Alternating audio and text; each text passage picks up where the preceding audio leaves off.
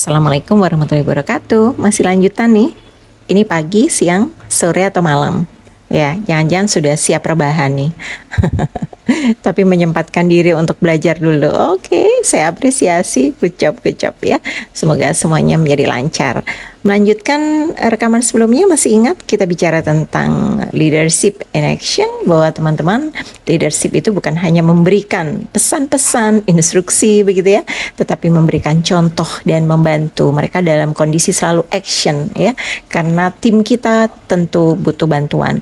Nah, ada sebuah kisah ya teman-teman dari Raja Mahmud dari Seljuk gitu ya, yang ketika itu terpisah dari tentaranya. Mereka sedang mengendarai kudanya kencang-kencang, dan saat itu dilihatnya seorang anak laki kecil ya, berada di tepi sungai.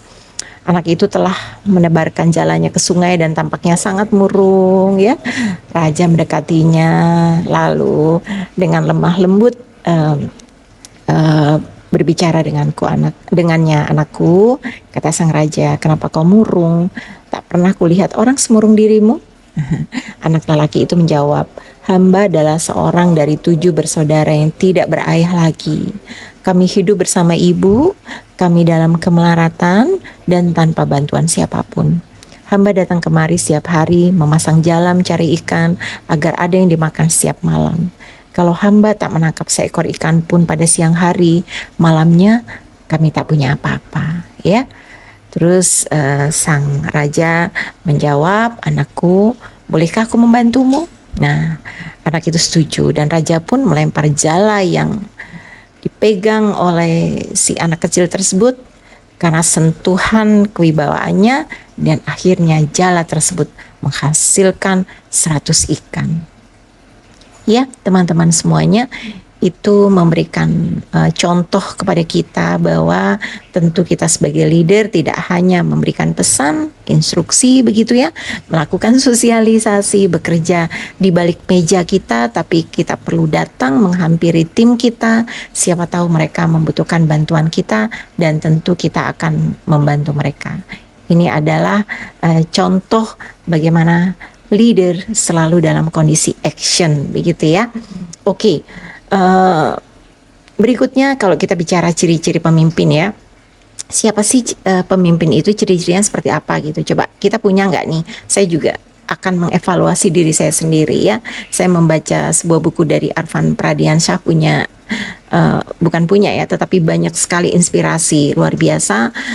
Beberapa catatannya memberikan saya dorongan untuk memperbaiki kualitas diri saya. Semoga melalui rekaman ini teman-teman juga mendapatkan energi yang sama seperti saya. Amin. Ciri-ciri pemimpin yang pertama adalah mereka orang-orang yang paham fitrah hidupnya ya. Kalau tentang fitrah hidup tuh saya ingat tentang tulisan dari Renal Kasali. Kalau nggak salah bukunya apa yang warna merah itu, jadi lupa deh.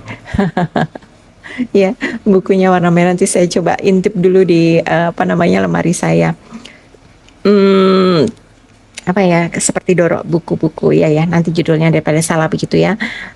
Kalau kita paham fitrah, Renal Kasali menyampaikan bahwa kita itu sebenarnya saat lahir sudah diberikan amplop ya oleh Tuhan, dan amplop itu isinya adalah amanah kepada kita, dan amplop kita baru lahir itu titip sama ibu.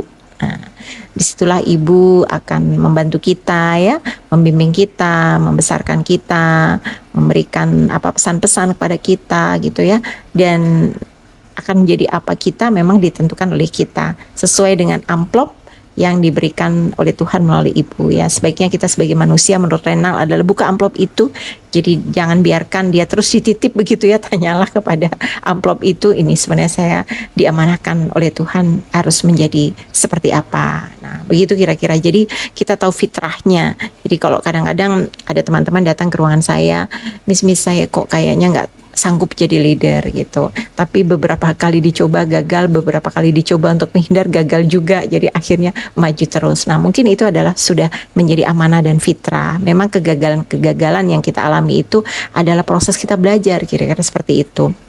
Jadi sekali lagi, kalau kita paham fitrah kita teman-teman, paham fitrah kehidupan kita, bahwa memimpin ini adalah amanah yang diberikan pada kita ya, setidaknya kita bisa memimpin diri kita sendiri ya, dan pada akhirnya pun akan punya kemampuan untuk memimpin orang lain menuju kehidupan yang lebih baik lagi. Ya, ciri-ciri yang kedua adalah orang-orang yang mampu menunjuk ke dalam. Artinya apa?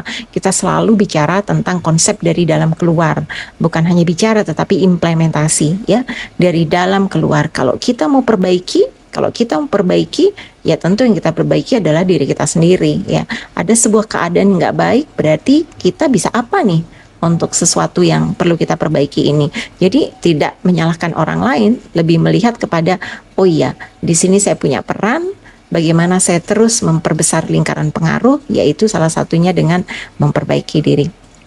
Ya, yang berikutnya adalah orang-orang yang mampu menjalani proses setiap tahap. Nah, kalau kupu-kupu aja, untuk menjadi kupu-kupu melalui proses yang sangat panjang ya teman-teman semua. Kalau Anda melihat prosesnya, kita sudah bicara banyak saat kita bertemu dulu ya. Mereka akan mengalami masa di mana metamorfosis itu yang mungkin pasti menyakitkan ya. Perubahan dari satu fase ke fase lainnya itu kan sangat menyakitkan bagi kupu-kupu. Pun demikian saya rasa dengan manusia ya. Anda merasakan sakit-sakit ya, ujian-ujian, saya rasa itu adalah sebuah perubahan-perubahan menuju arah lebih baik. Demikian juga saat kita akan naik tingkat menjadi leader yang lebih efektif, pasti ada prosesnya. Nggak tiba-tiba kita langsung efektif, nggak gitu ya.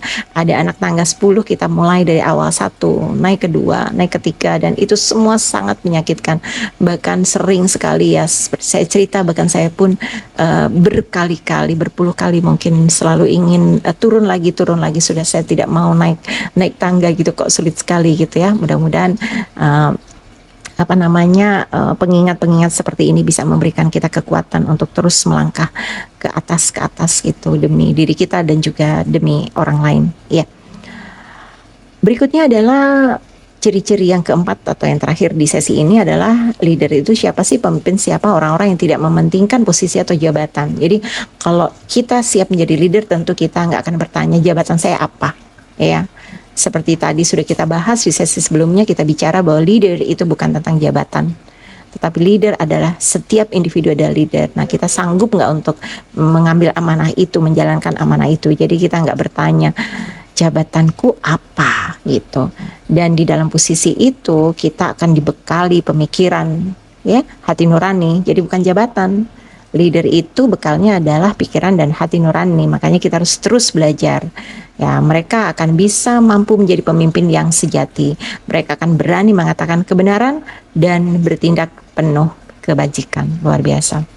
Ini sesuatu masa yang tentu butuh proses yang cukup panjang, karena tidak akan bisa kita langsung menjadi instan begitu ya.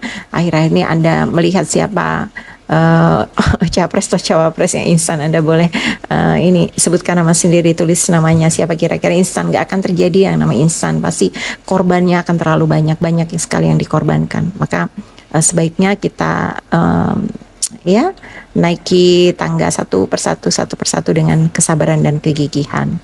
Itu teman-teman semuanya. Artinya sampai di sini kita ambil kesimpulan, yuk. Kesimpulannya adalah leader itu adalah mereka yang bisa bekerja bersama tim. Ya. Lalu leader itu adalah mereka yang paham tentang misi kehidupannya sendiri dan menjalankan perannya sebagai amanah dari Tuhan, bukan karena saya punya jabatan lalu berapa uang yang diberikan pada saya, bukan seperti itu. Yang berikutnya adalah jika berhasil mereka meniadakan dirinya. Wah, ini luar biasa besar, nanti kita bahas ya. Jika berhasil mereka adalah orang yang meniadakan dirinya. Lalu mereka adalah orang yang menciptakan pemimpin baru. Jadi bekerja bukan hanya kegiatan operasional ya, tetapi juga mereka menciptakan orang-orang baru, membantu orang-orang lain untuk siap menjadi pemimpin.